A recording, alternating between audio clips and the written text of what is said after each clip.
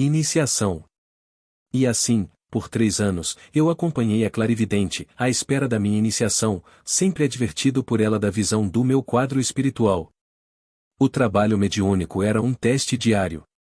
Embora me dedicasse ainda às atividades normais da vida, todo o meu tempo livre era empregado no templo ou junto a ela, à espera de ensinamentos. Essa vida era cheia de imprevistos, de acontecimentos. Nesse tempo, registrei a maioria dos casos pessoais mais marcantes na doutrina. Começava, então, a me sentir preparado e em melhores condições de assimilar forças espirituais, nos contatos com outros planos. Um dia, Pai Seta Branca, o supremo dirigente da nossa falange, incorporou em Neiva e fez minha iniciação. Meu filho, disse ele, você é um missionário de Deus, e em nome de nosso Senhor Jesus Cristo, terá que anunciar as premissas da civilização do terceiro milênio, recebidas por intermédio desta médium clarividente. Você dará testemunho do Espírito da Verdade, cuja missão é marcar a transição milenar. Os 3 anos que teve de aprendizado e disciplina seriam poucos se não fosse a grande bagagem de que é portador, pelas vidas que já teve neste planeta. Hoje mesmo, dar-lhe-ei as provas dessas vivências transcendentais. Mas não tente, nunca, ultrapassar a verdade, pois o homem se alimenta, apenas, daquilo que se pode dar testemunho. A transição real irá começar em 1984, quando Capella, o planeta monstro, fizer sentir à Terra sua ação. Nesse ponto, perguntei a ele se, realmente, tinha condições para essa missão de tanta responsabilidade. Ele, como se não me tivesse ouvido, continuou. Abrirei para você um novo mundo, e você escreverá com o Espírito da Verdade. A clarividente, que coloco à sua disposição, tem seus olhos entregues a nosso Senhor Jesus Cristo. Também você confiou a ele sua paz e sua tranquilidade, cujo penhor é a ausência de qualquer deslize moral. Tudo será feito por amor de um Deus Todo-Poderoso, e estarei aqui sempre que você precisar de alguma afirmação. Em seguida, ele abandonou o aparelho e Neiva voltou a si, após breves minutos. Tão pronto ela retomou a consciência, contei-lhe o que tinha havido, e ela não demonstrou surpresa. Disse-me, então, que, na madrugada anterior, havia assistido à cerimônia da minha iniciação, numa casa transitória. Diante dessa notícia, pedi a ela que me descrevesse como se transportava para esses contatos com o mundo espiritual. Ela me explicou que o transporte era um precioso instrumento mediúnico, mas que dependia muito de disciplina e treinamento. Contou que, no começo de sua vida mediúnica, era orientada por uma senhora de nome Mãe Neném, que lhe ajudou nos primeiros transportes com fonia. Esse trabalho tinha 2 importantes funções, no reequilíbrio psicofísico de Neiva e o recebimento, por esse meio, de instruções espirituais. Desde então, tenho assistido a transportes com fonia, feitos por ela, e esse mecanismo de contato me fascina e desafia a minha atitude científica. Continuando com a explicação, Neiva disse: A maior dificuldade de Mãe Neném comigo era minha rebeldia a qualquer disciplina. Eu era uma simples motorista de caminhão e, na maior parte da vida, eu sempre fora independente economicamente e possuía meus próprios caminhões. Como viúva e mãe de 4 filhos, tinha o duplo papel de pai e mãe, e isso me levou ao hábito de tomar sozinha minhas decisões. Com a abertura das minhas mediunidades e o total desconhecimento do espiritismo, fiquei na dependência das pessoas que me cercavam, e Mãe Neném foi providencial.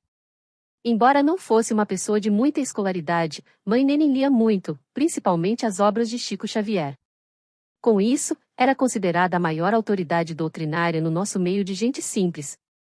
Ela também vivia independentemente e, sendo mais idosa, assumiu a maternidade de minha vida mediúnica. Daí o apelido surgido naturalmente de Mãe, em parte, também, devido à autoridade natural que ela possuía. Sob sua direção, foi estabelecido em retiro diário, que tinha início às 6 horas da tarde. Nessa hora se reuniam as pessoas mais íntimas da comunidade que, então, já começava a se formar no núcleo bandeirante. O grupo reunia 9 ou 10 pessoas, incluindo um médium vidente, de nome Agenor. Eu me deitava num sofá, e as pessoas se reuniam em torno de mim. Mãe Neném fazia a abertura com um pequeno ritual e, durante todo o transporte, ia repetindo as preces apropriadas. Às vezes, conforme surgiam as intuições, as pessoas cantavam em surdina os hinos mântricos ensinados pelos nossos guias. Eu entrava numa espécie de sono natural e falava como se estivesse sonhando. Na verdade, apenas vocalizava, através do meu corpo, as coisas que aconteciam no local para onde havia me transportado. Mas os circunstantes não ouviam as vozes das pessoas com quem eu me encontrava. Os seres e os ambientes eram percebidos aqui embaixo apenas pelas minhas exclamações ou eventuais comentários. Certo dia, eu custará mais a deixar o corpo, e eram cerca de 7 horas quando me desliguei. Senti forte dor de cabeça e, de pronto, notei que estava no interior de um aparelho, uma espécie de cabine ampla e cheia de instrumentos. Percebi alguém ao meu lado e ouvi-o chamar o meu nome de cigana, Natasha, como sou conhecida na espiritualidade. Prestei atenção e vi que ele me apontava para uma espécie de janela enorme. Natasha, dizia ele, veja aquela bola. De fato, vi uma enorme bola de fogo colorido, que parecia subir e descer no céu, sempre retomando a posição inicial. Ouvi, novamente, a voz do meu Cicerone, que parecia falar dentro da minha cabeça. Natasha, olhe bem. Vou mover esta alavanca e você vai enxergar melhor. A bola ficou, então, mais nítida, e meu guia continuou. Ali, Natasha, é o mundo dos que se preparam para a grande obra de Deus na Terra. Em breve você vai conhecê-lo melhor.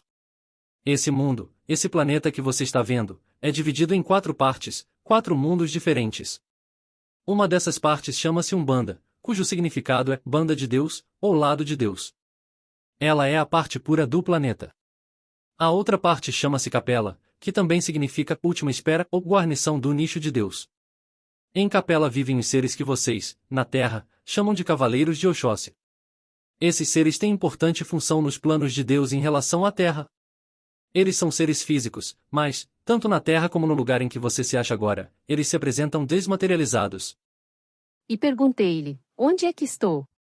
Mas não obtive resposta e voltei, suavemente, para o meu corpo. Pelo aspecto de espanto de mãe Neném e os outros que me cercavam, percebi que essa viagem os deixará apreensivos, pois fugirá ao lugar comum dos transportes anteriores. Embora me recordasse nitidamente do que vira e ouvirá, sabia que não podia falar sobre o assunto além de certos limites, e assim fiz. Mas percebia que meus companheiros estavam cheios de interrogações, principalmente em saber onde eu estivera. Interessante é que me senti fisicamente muito melhor que antes do transporte. Assim Neiva descreveu um dos seus primeiros transportes, os quais foram rareando, na proporção em que ela ia sendo mais solicitada em atividade de socorro espiritual. Desde então, os acontecimentos se precipitaram. 1968 e 69 foram anos de trabalho intenso e em condições difíceis. As novas solicitações doutrinárias não encontravam eco nos médios habituados com a rotina. Faltavam-lhes a flexibilidade e o desapego. A grande maioria era submissa ao ritual e aos dias certos de trabalho no templo. Isso tinha seu lado bom, pois garantia o funcionamento ininterrupto da ordem. Os dirigentes, por sua vez, enfrentavam a demanda cada vez maior de suas vidas particulares. Na medida do progresso de Brasília, a luta pela vida se tornava cada vez mais áspera, e isso os afastava muito do trabalho espiritual. Com isso, as responsabilidades iam sendo jogadas, cada vez mais, no ombro de Neiva e no meu. Em fins de 1969, recebemos ordem espiritual para estabelecer uma comunidade tipo rural. A história do Vale do Amanhecer merece um relato à parte, dadas as características especiais do grupo que nele habita. Também, os fatos que acontecem no Vale são fora de série. Neste livro destacaremos, apenas, os mais marcantes, que nos colocaram mais no foco dos objetivos. O primeiro desses fatos foi o confinamento relativo a que Neiva e eu fomos obrigados. Estamos a apenas alguns quilômetros de Brasília, temos transporte fácil e próprio, mas raramente podemos nos afastar do vale. Isso não só pelas necessidades dos seus habitantes como, também, das pessoas que nos procuram diariamente. Outro fato que merece destaque é o sistema econômico do vale. Durante muito tempo, o vale dependia quase que somente de Brito. Brito é um caso à parte, uma original vocação espiritual.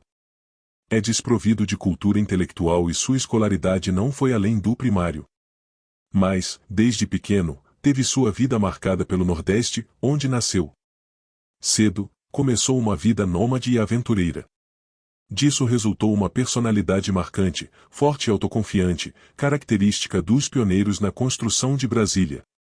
Nesse período, ele se destacou como comerciante, pois seu principal talento é o de fazer bons negócios e desprezar dinheiro em pequenas quantias. Desde o início do Vale, até bem recente, ele era apelidado, pelos nossos mentores, de o capitalista da espiritualidade, pois tudo o que se referia a finanças era com ele. Atualmente, ele se dedica a outros empreendimentos espirituais, e o Vale já conta com um sistema de autossuficiência que permite manter sua independência econômica.